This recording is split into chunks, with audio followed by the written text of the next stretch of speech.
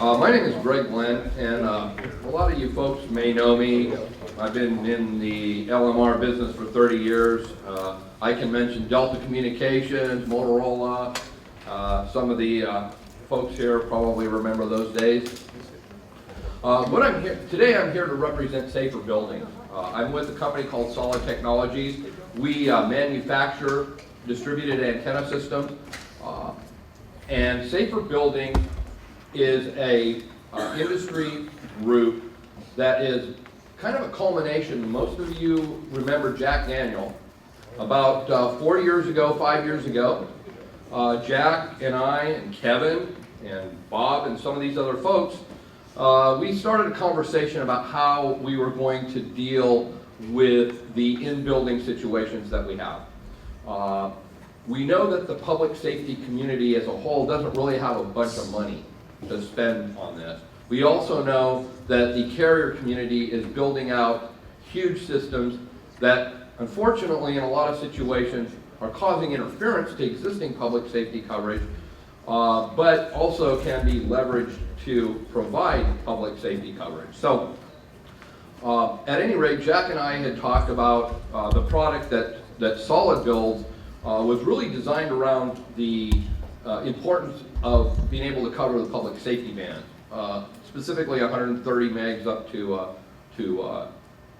800. And as that moved forward, we started that product development about 10 years ago. We started talking about, and Jack had a website, rfwise.com, that he maintained, about how we were going to better be able to support the in-building scenarios that we have. Right now in the industry, billions of dollars are being spent on radio augmentation inside buildings for the carriers. And public safety has really, unfortunately, and I don't want to take this word and use it improperly, but they've always been kind of the hitchhikers in the in-building situation. No concern on whether they were interfered with. What we're trying to do in Safer Buildings is bring that together where public safety is now part of the bus ride. So everybody, we're looking at it from a consolidated standpoint, which from an RF engineering standpoint, it has to happen that way. And but I don't want to go into too much technical. So today, Alan Perdue, who is a retired fire chief, is the CEO of Safer Buildings, and he'd like to talk to you about our initiative and what we're trying to accomplish in bringing these particular technical as well as practical aspects of RF densification to the forefront. Alan?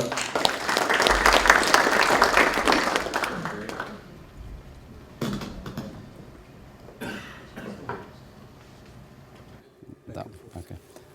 Thank you again for the opportunity to come and share a few minutes with you and talk about a very important initiative to public safety. As Greg said, I had 34 years with Guilford County Emergency Services. I actually started in the dispatch center, so I've been in that seat. Rose up through the ranks, went into the fire marshal's office, spent a great deal of time doing fire and life safety code development in the ICC and NFPA arena, serving on various committees and things, and then got promoted through training and deputy director and eventually the chief of the organization. We provided fire, EMS, and emergency management operations. So I've been on the street. I've seen the issues with the radios not working inside the building. So this opportunity came along that talked about how do we educate and advocate for in-building communication solutions. What are the issues and the problems that are confronting our industry? And they asked me if I'd like to be a part of it. I said sure, because it's something I believe in. I think it's going to save lives. I know it's going to save lives if we move this forward as it needs to be done. As Greg said, public safety doesn't have a lot of money. How many of you work there and make all the money you need? You know?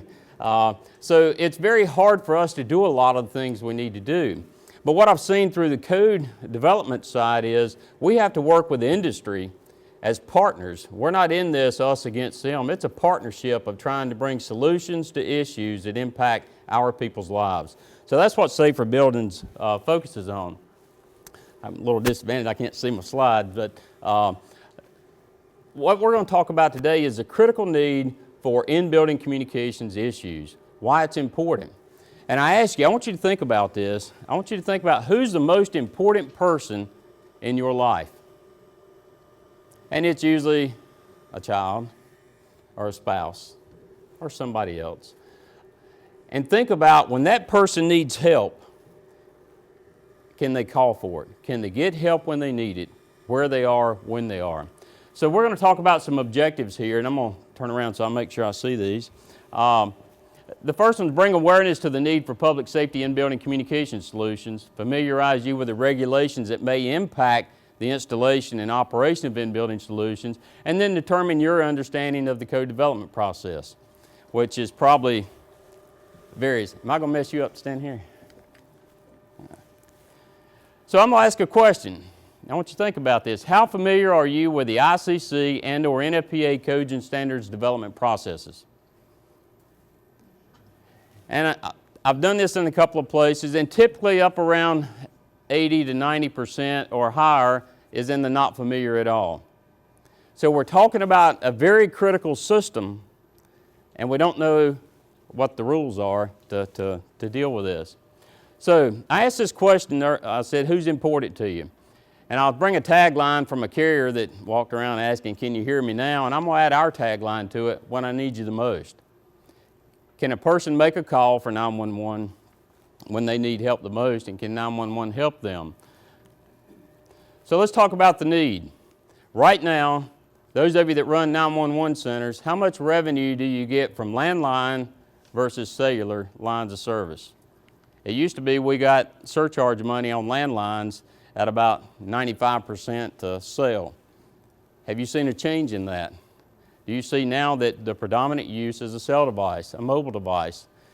Everybody in here has got at least one or two devices in front of them. Some people have three. You have a computer, an iPad, and a phone. So we are in a world where mobile technology is taking over. How many of you sit in your office and if something happened, you needed help, would pick your cell phone up before you would your desk phone to call for help, 911? Most people would. Why? That's what you do every day. It's just like exits. We talked about the theory of why people egress and don't egress during an emergency. Why do they always try to go out the door they came in? That's human nature. That's what we do every day. So the same thing with a phone. We're going to reach for that device that's comfortable and we know inside and out. So we look at cell phones are helpful in an emergency. That's why most people have them. You know, well, not all the way. Sometimes it's Facebook and Instagram and all that good stuff, right? And then public safety agencies. Across the U.S., we have thousands and thousands of public safety agencies that are trying to come out and help people that need to talk when something takes place. So we ask 3 questions at Safer Buildings when we do presentations and talking to people about this issue. 3 things are most important. Can the general public call for help when they need help? If they can't do that, that's not a safe building. Number 2 is, can we push information to individuals inside that building? And oftentimes people say, what do you mean? How many of you in here have children that are in college? How many of those colleges and universities have an active shooter plan? And that active shooter plan often involves, I'm going to send the information to our students via their cell phone or smartphone. Well, if I don't have signal in the building that my child is in, is my plan working? I don't have a plan. So, have you checked that?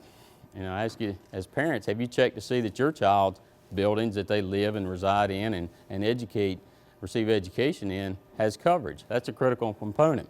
And then the third piece of this is when public safety arrives to mitigate the situation, can they communicate to do what they need to do to bring resolution to the issue? And oftentimes they can't because of the types of construction, the type of terrain, the RF not getting in there, all these types of things. Now, Greg's an RF guru. I know about that much about the technology side, but I know when I push the button to talk as a fire chief or a firefighter or a medic or a police officer, I need it to work, and I need it to work right now. So that's why we're here. That's why we're going to do things. So let's talk about the rules of engagement. How many of you right now think it's very clear what you need to do when you need to do it in the world of in-building communications? It's not. You know, we have standards. In 2009 was the first time we got some standards related to in-building communications in the body of the 2 national codes. 2012, They were in the appendix in 09, and in 2012 we got them in the body of the code. But several things have changed and several needs have changed since that time. It's a continuous modification and improvement process. So I'm going to ask this question. Do you find that varying regulations across multiple jurisdictions make it difficult to install public safety in building systems? Do you get the same answer everywhere you go? And most of the time the answer is no.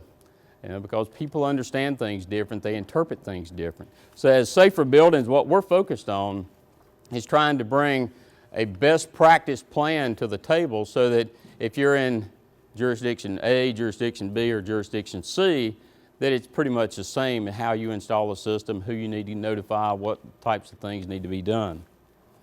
So let's talk about code standards and regulations, what the differences are and what it takes place to make these changes. There's two model code organizations in the United States, the International Code Council, based in Washington, D.C., and the National Fire Protection Association, based in Massachusetts. And then jurisdictions can do things, they can either adopt those or they can do a combination of. And then some jurisdictions, such as Boston, has a mix of things that are their own.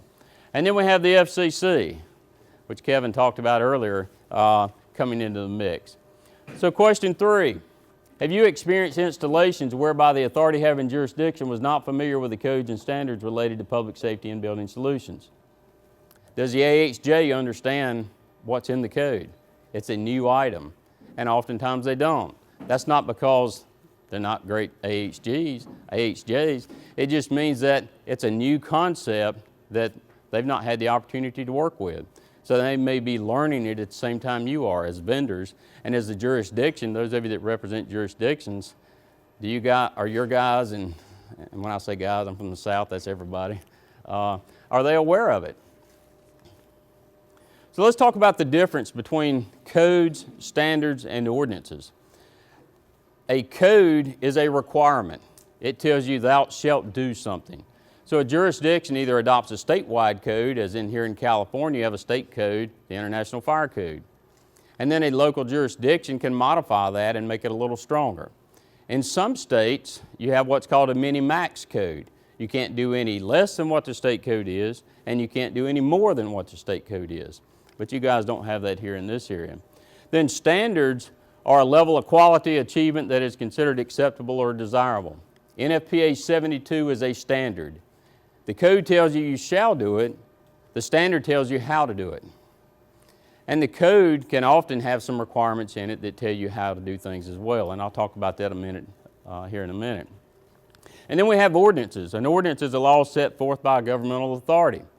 So a city like Sacramento may develop an ordinance that say all buildings over 10,000 square feet shall have an in-building communication solution. I'm not sure what your requirements are, but 5,000. All buildings over 5,000 shall have it. So that's a little more strict than what the state code says. The state code says if I don't have 95 dB in the building, I've got to put a system in. When do you know that? Oftentimes when it's time for CO and you realize, guess what, we can't talk.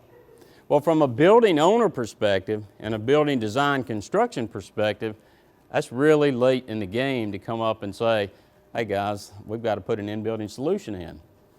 What does it do to the cost of the system when you do it at the 11th hour versus when it's on paper? It drives that cost up. So that's an issue we confront in code development is, what is this requirement going to cost our building owners? And what we have an obligation to do as AHJs and users of the systems and industry and everyone else is getting to that table, as I said earlier, and trying to figure out how do we minimize that impact. We need the system, our people need the system, but we need to have as minimal an impact as possible on the people that are paying for these systems. Kevin went over this earlier, FCC Part 90 says all new Class B signal boosters installed after November 1st. There's a variety of code requirements that impact in building, and my purpose here is who's channeling that common cause to make sure that these regulations don't take you in two different directions. How many of you work for a jurisdiction, city, county, or state, or federal? Is there bureaucracy in your system? You ever have the situation where you're asking for one thing and another branch of your same government is asking for something different? Is that fun when the customer's standing there and you're trying to explain why it's that way? No. As individuals, we don't like that. So as employees and representatives of our government agencies, we shouldn't want that either. So what we're trying to do at Safer Buildings is bring these regulations together to make sure they support each other and don't take individuals in different directions. There's two types of codes. Prescriptive codes, which tell you exactly how to do it, and then there's performance-based codes, which tell you what you're trying to achieve. And it leaves some flexibility to the designer to determine how that's going to occur. Oftentimes in this arena, in the in-building situation, no two buildings are exactly the same. What may need to happen in one building won't work in a different location. So we may have to modify and be flexible on some vertical or horizontal or some other location and types of equipment issues. So the AHJ needs to understand that. So that's one of our goals at Safer Buildings, is to bring some awareness to the AHJ to better understand what the industry needs are so that the end user has a system that works. So important dates. I'm talking a lot about code development. What's important is the model codes change about every 3 years. To get in that change process, we're working 3 years in advance. So if I want to make a change to what's currently in the code, the 2012 and the 2015 fire code, I'm working on the 2018 edition right now. And I've got to submit those changes by January 4th of 16 and in one part January 4th of 17. I've got to be ahead of the game long before. It's not as simple as, you know, I come up and say, John, let's make a change here and let's have it done next month. It's not going to happen. It's not going to work that way. So we have to be at the table early, and we have to be garnering support and make sure industry, make sure building owners, making sure AHJs support the change going forward so that we're not at the code hearings battling it out and seeing who can get the most votes to get it in. So the code change deadline is always the first working day of January for the specific cycle, whether you're talking about the building code, the fire code, or some of the other volumes, but primarily we're interested in those two editions. Then we have committee action hearings that typically take place in the April and May time frame. And then we have final action hearings. That's where the final vote takes place on all the codes that have gone through this 3-year process, and they're typically held in the October-November time frame. What's important for industry, what's important for AHJs, and for everyone to understand, the people that vote on the final adoption of the code to go in the model code document are the authorities having jurisdiction. It's governmental members in the ICC process, and that's what I'm using here as this example. In the NFPA process, their members do the same thing. It goes through an ANSI process to a consensus process to move those documents forward. But in this particular example, I'm using the ICC process just for the sake of time. So who should be involved in code development? If I ask the question right now, who participates in code development in your jurisdiction, how many of you know who that is? Okay. But those codes impact what? The work you're trying to do day in and day out. So it's something you need to be aware of. So code development, code officials, design professionals, the code consultants, trade association, building contractors, manufacturers, suppliers, government agencies, and basically anyone with an interest in the outcome of what that code is going to do to our life and way of doing business needs to be involved in the code process. But who has time to do that is always a question. So that's where an organization like Safer Buildings can focus on that piece with input from our members. We're a membership organization, and our members support the work we're trying to do because for each individual person to go out and do this is a very difficult task from a time standpoint. But we're an organization that takes that focus and takes the input from our members and the needs of the fire service. We have a group of membership called supporting organizations. And what we look at public safety, again, not a lot of money there sometimes, but they can join our organization to support the work and efforts at no cost and lend us their credibility and insight and expertise as volunteers and some other things as we move forward. So question 4, I ask you, Do you believe that current model codes and or standards related to in-building public safety communication meet all stakeholder needs and no further changes are needed? Does anybody think the way it's currently worded in the code is very clear about how in-building should be installed? Or does anybody believe it's not? You know, I constantly get asked, this is gray. Gray area in the code is not good because it leads people in different directions. I've got an installer that's trying to put a system in saying one thing, and I've got an AHJ saying another, and trying to bring a solution between the two sometimes is very difficult. So who's right? Well, it's based up to an interpretation, so they're both right. Or nobody's right oftentimes. So it's very critical that we make sure we get the codes as well refined as possible. In-building is a new issue. I was at dinner last night talking. 09 was the first time we got it in the appendix of the code, which is not requirements, that's just some language that helps people move forward. So 2012 it got in. If we go back to some other things in the code, like fire alarms and fire sprinkler systems, they've been in the code since the early 1900s. And we're still making revisions and changes to those as new technology and new things come about. So it's a constant changing process. Our mission at Safer Buildings is bringing together persons or groups with a common interest to solve this issue of in-building communications. That's the only way it's going to occur, because if industry is out trying to do one thing, the AHJs are out trying to do something else, and the building owners are off going in another direction, we're never going to bring resolution to this. So it's vital that we all work together. So that solution I talk about is the integrators, the people that install the systems, the AHJs, the building owners, the wireless operators getting to the table. Because we have public safety in building, which is regulated right now, which is required in the model documents. But that issue of, do I have to have this working, is not a mandated system. And I ask the question, should it be? Is that a public safety need, the public's safety, not public safety, but the public safety need that should be a priority for everybody? You know, those of you that work at 911 centers, there's nothing more frustrated than having somebody making a call for help and getting cut off. Or you can barely hear and you know they have the need, you're trying to help them, and it's just not working. We're not getting the signal we want. So that's one of the things we want to look at and say, it's a public safety issue, should it be moving forward? For the fire and EMS and law enforcement, I'll use my friend from Harris here. As a field responder, if I key this and it doesn't work, guess what my thought is? This isn't worth I didn't do it right. a hill of beans. Yeah, I didn't do it right. But this isn't the issue oftentimes. It's the RF is not getting to where it needs to be. It's not a system problem. So for organizations like Harris, the work we're trying to do to get in-building coverage, and Motorola, I heard a Motorola rep somewhere back here in the back, it's critical that the RF gets to where it needs to be, because that police officer and firefighter and medic, when this doesn't work, what does he see? Your company's name right here. That's what he or she is thinking, this isn't working.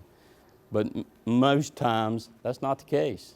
It's we don't have the signal strength where it needs to be. And in today's built environment, it's becoming more and more of an issue. Has anybody in here experienced not being able to get out on the radio inside a building?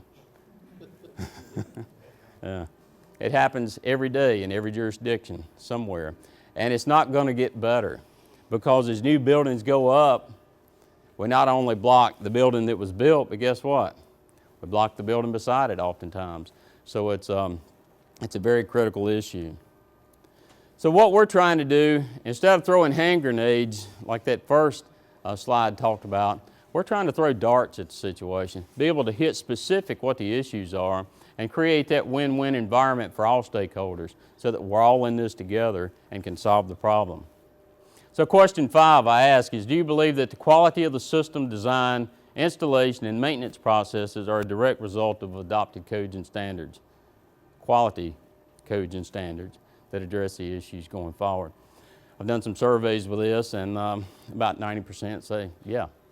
And because if we have ambiguous rules of engagement, we're going to have very difficult systems going in for that. So what's our goal at Safer Buildings? Our goal is reliable in-building communications when it counts. Because the highway patrol, they work the highways a lot, but they still go inside. Who's here from the California Highway Patrol? Anybody out here? Any officer? Oh, he's outside. You know, but our officers, I saw a police captain back here. Where's a lot of your work done? Inside buildings. Our medics. Yeah, we run some automobile accidents, but we run more calls where? Inside buildings. And the firefighters, a lot of our work is inside buildings. So it's critical that we have reliable in-building communications when it counts. So that's our goal. That's what we're focused on at Safer Buildings. And what we're looking at doing is bringing education, advocacy, and resolution to these problems across the U.S. So if you're willing to step forward and help us, we're looking for supporters. If you're an industry organization, we're looking for supporting organizations to join us and help us bring this mission forward. And with that, I want to thank you for the opportunity to come out to sunny California and have a talk with you. So I'll open it up for questions now. Yes, sir. Yeah, I was wondering, you were talking about you also wanted cell phones to be covered. Since there's a limited amount of power on every DDA, do you wish to have a separate system for the public? And then, you know, basically the ironclad one for the first responders. Otherwise, if you spread out that power too much, nobody gets it. Yeah, it can be done both ways, and some of you technical guys, correct me if I'm wrong. There are devices that can do both on the same platform going through the building, and in some areas they like to do both. They like to keep public safety on one side and the public system on the other side. So it can be done a variety of ways. The technology is there to solve that problem. It's just a matter of what the building owner would like to do. Well, the reason I would suggest the two systems is that in the San Francisco Sheriff's Jail, they only put out EDA for their communications so that cell phones possibly smuggled in wouldn't work. Won't work.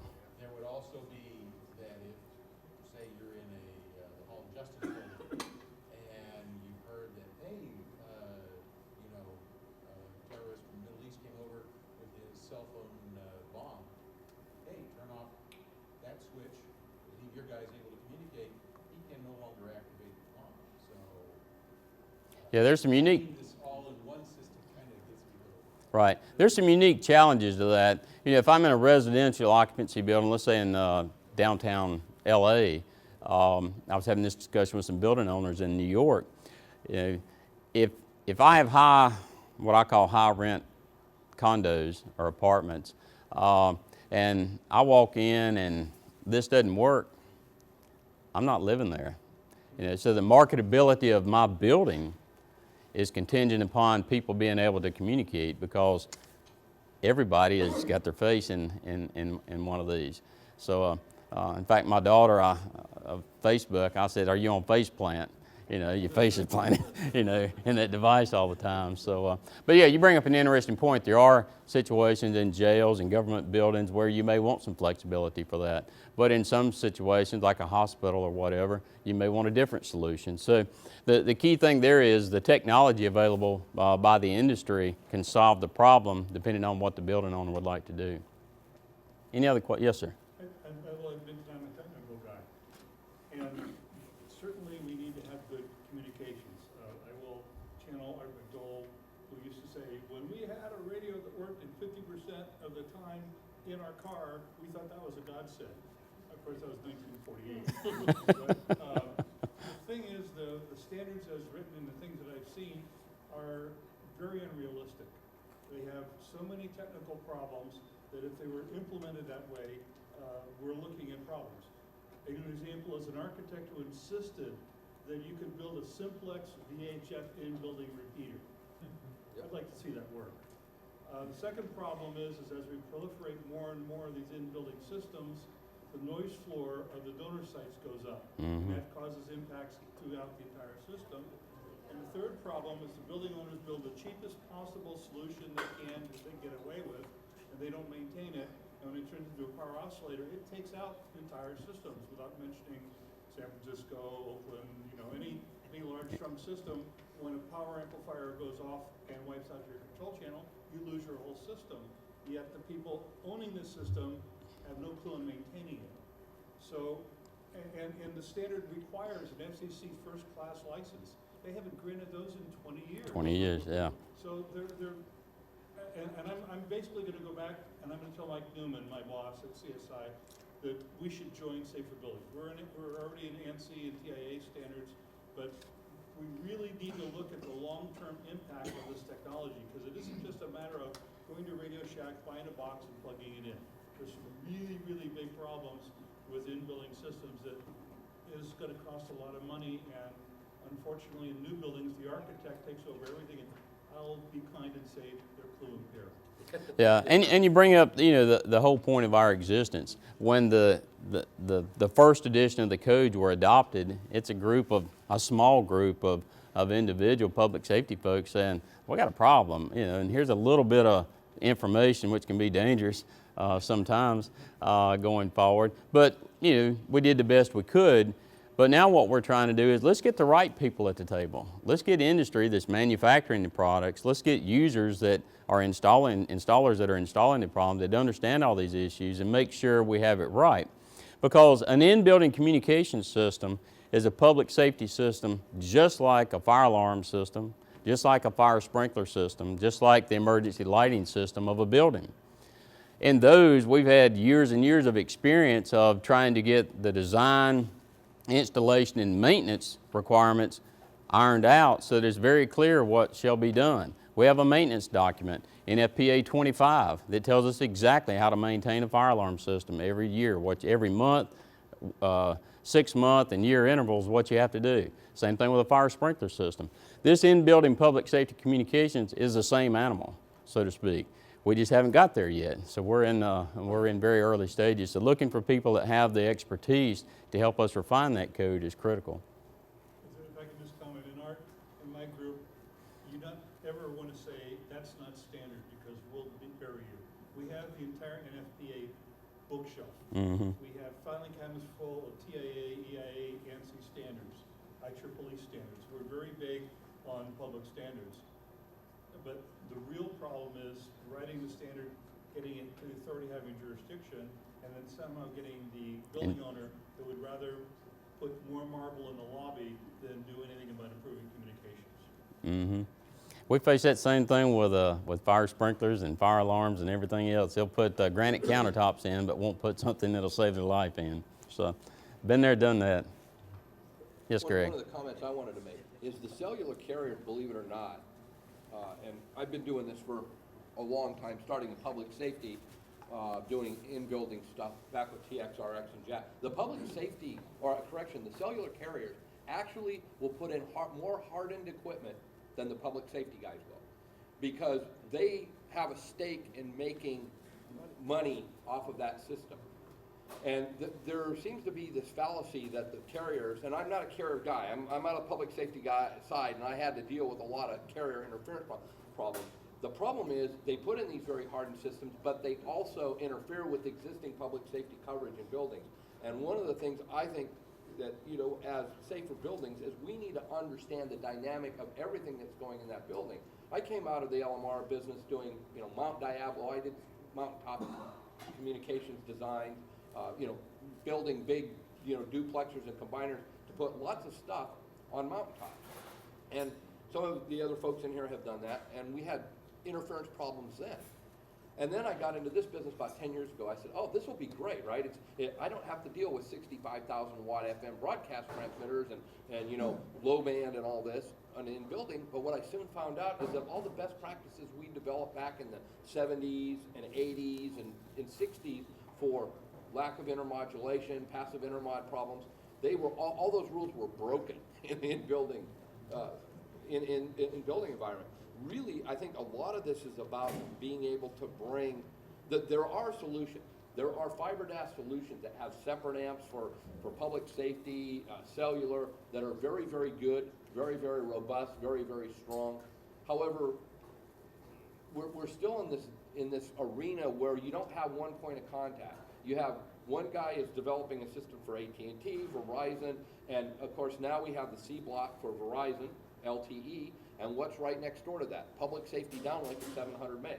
Well, I just spent 48 hours at McCarran Airport. I didn't get to go out with these guys, which I was supposed to do this week, but where we had interference problems between the public safety 700 meg downlink for Las Vegas Metro and the LTE uplink. Well, everybody points their fingers at everybody else, but nobody takes responsibility for it. And that's part of, I think, what the whole goal of safer buildings is. The carriers are gonna be there. We know that they're gonna be in those buildings. And we know that public safety doesn't have a whole bunch of money. We also know that a lot of times, adding public safety to a $2 million DAS system is a $25,000 add if the system is designed properly from the get-go. And so now, can I cover a large venue for 25,000 versus maybe it was going to cost 700,000 or 800,000 to build a duplicate system? And you know, we have alarming, we have monitoring. I mean, this is very entrenched. There's a big there are solutions available that public safety can leverage that are not, and I'm not knocking BDA because BDAs are part of it, but there's so much more than BDAs for bringing a signal off of line. The city of Sacramento, for instance, is looking at doing potential fiber distribution of their signal source off of their trunk radio system. There's a lot of cities that are doing that looking at that. Those are the kind of things that safer buildings really wants people to bring input to, because there are other solutions than BDAs for the exact reason you talk about. You don't want to pollute your uplink. So there are a lot of things out there that can be done, and it's about getting everybody together in the same room and coming up with solutions. There's also the difference between VHF and 800. All the NFPA codes really are written about this neg 95 over 90% of the core area. I mean, I got RF guys in here. You think neg 95 dBm is going to work if you're running VHF? What's the standard noise floor in a Walmart at 150 meg? Anybody got any idea? Probably right around neg 95, neg 90 dBm. So if I put a neg 95 signal in that building, it doesn't matter. The cash registers are wiping things out. I go into a hospital, it can be even worse. So these are the kind of things that we need, from a technical perspective, that we need to do with safer buildings, is to start getting people in who understand the RF environment and can actually help people who may not understand what they're really writing or understand what they need to write to support code for various jurisdictions. Yeah, what we're looking at is trying to prohibit those unintended consequences of code adoption, because I've seen it. Excuse me, but it's not just, you know, the RF things, I mean, things that affect RF. When SMGH, San Francisco General Hospital, put in a new shielding for their X-ray area, all of a sudden, we lost 3 floors of communications, and their in-building police were like, hey, and that, so we put in a VDA system for them to get around that. Now, of course, they've got that 724, you know, if you're in longer than 24 hours or something like that in the hospital, has to meet certain specs. Basically, it means to put rebar after a lot of zoom. And so rebar eats up RF. Mm-hmm. So, you know, they're probably going to extend that system. Yeah, it's a complex system, just like. It's not just the RF, it's how they, some people were making it like the architects. When the architects are going to somebody else's code, where it says, oh, you gotta make this stronger, make it a safer building. Mm-hmm. You gotta also include in that, hey, take a look at what you're doing to the first responders walking in. Yeah, and you know, that's an area that one of our focused areas is trying to educate architect and engineering industry to understand that the code exists. You know, Section 510 or Chapter 24 of the codes are going to have an impact on building design, and we can't change oftentimes the use of materials and the type of construction. But what we do have to do is accommodate for in-building communication without taking down the local system, and we've had that happen with some baby monitors in the early years of 800 back at home. Any other questions about the work or what we're doing, or I can help you with from a code standpoint? Yes, sir. How does somebody join? I'll give you a card. Okay. All right. All right, well, thank you very much, and have a great day. Thank you.